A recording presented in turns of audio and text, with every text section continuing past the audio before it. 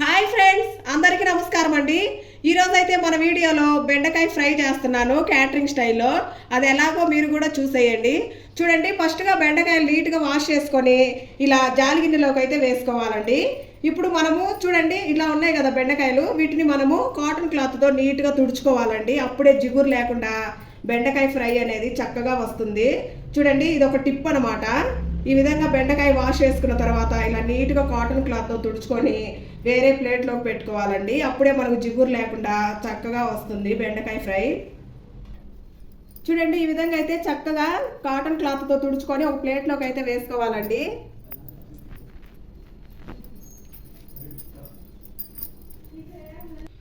చూడండి, క్లాత్తో తుడుచుకున్నాం కదా, నీట్గా తుడుచుకొని ప్లేట్లోకి అయితే తీసుకున్నామండి. వీటిని అయితే ఒక 10 నిమిషాలు ఫ్యాన్ గాలి కింద ఆరబెట్టుకుని అయితే వీటిని కట్ చేసుకుందామండి. చూడండి, ఈ విధంగా పెట్టుకొని ఇలా వీటిని తీసేసి నీట్గా కట్ చేసుకోవాలండి. చూడండి, ఇదిగో ఈ విధంగా అయితే కట్ చేసుకోవాలండి, మీడియం పీసులుగా. అప్పుడే మనకు ఫ్రై చక్కగా వస్తుంది.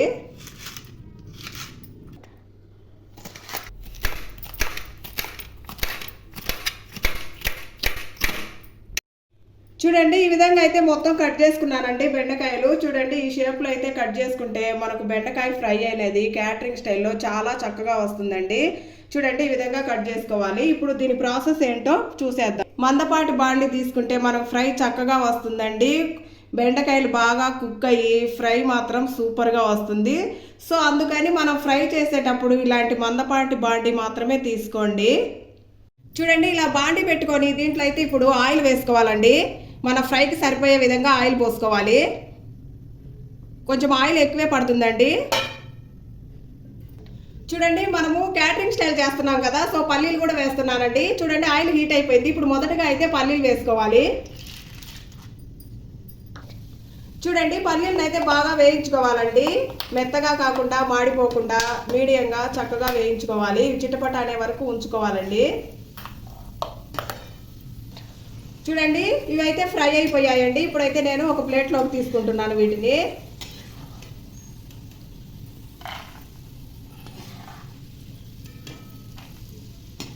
చూడండి, ఈ విధంగా అయితే ఫ్రై చేసుకోవాలండి, మాడిపోకుండా అలాగని మెత్తగా కాకుండా. చూడండి, ఇదే ఆయిల్లో బెండకాయలు వేసుకోవాలండి, బెండకాయ ముక్కల్ని. సో నేనైతే వేసేస్తున్నాను.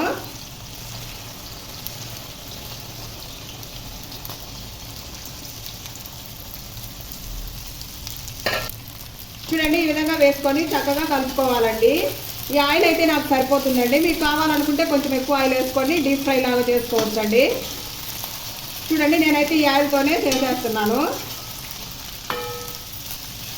చూడండి, ఎక్కువగా కలపకుండా ఇలా నిదానంగా నీట్గా కలుపుకోవాలండి, లేదంటే మొత్తం ఇదంతా చిదిగిపోయింది. సో ఇలా స్లోగా కలుపుకోవాలండి, అప్పుడే మనకు చక్కగా వస్తాయి బెండకాయలు. చూడండి, బెండకాయ చేయడం అంటే మనకు చాలా పెద్ద టాస్క్ అండి. ఎందుకంటే జిగురు లేకుండా చేయాలంటే చాలా కష్టం అండి. సో ఈ విధంగా చేసుకోండి, చాలా బాగా వస్తుంది బెండకాయ ఫ్రై. ఆలుగడ్డ ఫ్రై వచ్చిన వాళ్ళు వంట మాత్రం పూర్తిగా వచ్చినట్టండి. ఎందుకంటే బెండకాయ అయితే జిగురు లేకుండా చేయాలి, ఆలుగడ్డలు అయితే ఒకదానికొకటి ముక్క తగలకుండా పొడి పొడిగా చేయాలండి. సో ఈ విధంగా 2 వంటలు వచ్చిన వాళ్ళు పూర్తిగా వంట వచ్చినట్టేనండి. చూడండి, బెండకాయలు అయితే పూర్తిగా కుక్ అయిపోయాయండి. ఇంకా ఎక్కువసేపు ఉంటుంటే మళ్ళీ గట్టిగా అయిపోతాయి. సో ఇప్పుడైతే తీసుకోవాలండి. చూడండి, ఈ విధంగా చక్కగా కుక్ అయిపోయినాయి. ఇప్పుడైతే నేను ఒక ప్లేట్లోకి తీసి పెట్టుకుంటున్నాను.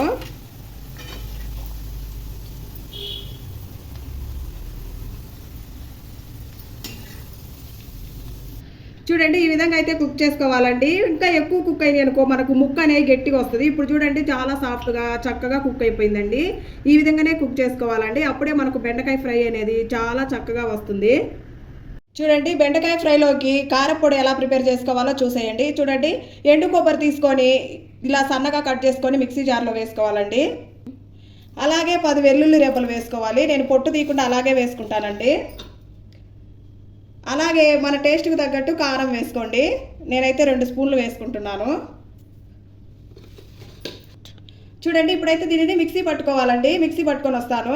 చూడండి, ఈ విధంగా అయితే మిక్సీ పట్టి ఈ కారం అయితే పక్కన పెట్టుకుంటున్నానండి. బెండకాయలు వేయించుకున్నాం కదండి, సో అదే బాండీలో నేనైతే ఇప్పుడు పోపు వేస్తున్నానండి. పోపు దినుసులు వేస్తున్నాను. చూడండి, పోపు అయితే చిట్టుపట ఆడుతుంది కదా. ఇప్పుడైతే ఎండుమిర్చి వేసుకుంటున్నాను. చూడండి 2 రెమ్మల కరివేపాకు అయితే వేసుకోవాలి.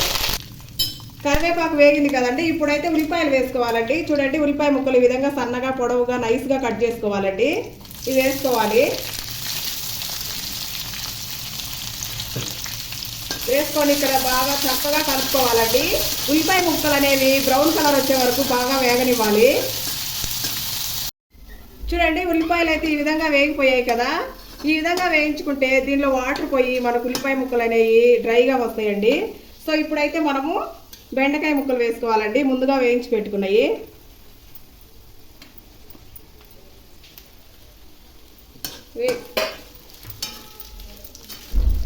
ఈ విధంగా చక్కగా కలుపుకోవాలి.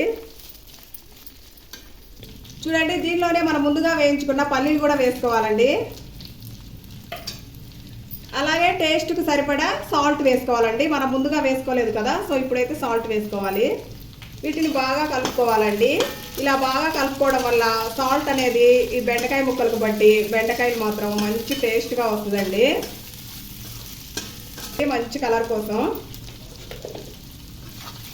ఇప్పుడు చక్కగా కలుపుకోవాలండి. క్యాటరింగ్ స్టైల్ బెండకాయ ఫ్రై అండి, ఇది సూపర్గా ఉండిద్దండి టేస్ట్.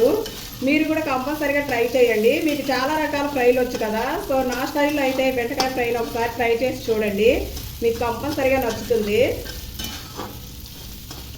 చూడండి ఇప్పుడైతే మనము కారం వేసుకోవాలండి. కొబ్బరి కారము ఇందాక మిక్సీ బట్టి చూపించాను కదా, సో ఆ కారం అయితే వేసుకోవాలి.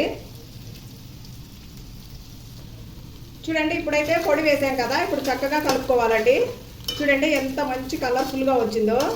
దీన్ని పప్పుచారులోకైనా లేదా పప్పులోకైనా రసంలోకైనా సైడ్ డిష్గా చాలా బాగా ఉంటుందండి.